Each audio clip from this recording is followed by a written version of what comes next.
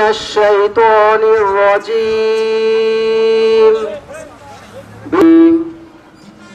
تبارك الذي بيده الملك بالله من الشيطان الرجيم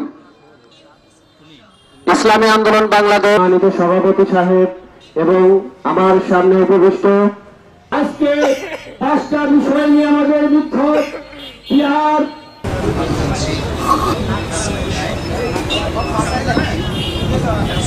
দেশব্যাপী ইসলামী আন্দোলন বাংলাদেশ কেন্দ্র ঘোষিত করতে ক্ষমতায় বসে ৬০-৬৫% লোকের ভোট এই জীবন এবং রক্তের বিনিময়ে যাদেরকে ইসলামী আন্দোলন বাংলাদেশ নাটোর জেলা ফুতুর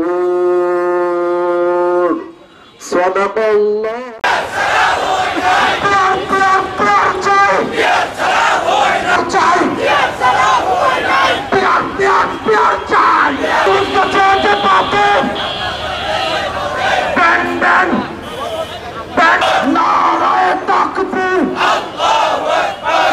ইসলামী আন্দোলন বাংলাদেশ প্রতীক আছে রে প্রতীক আছে সবাই বলো।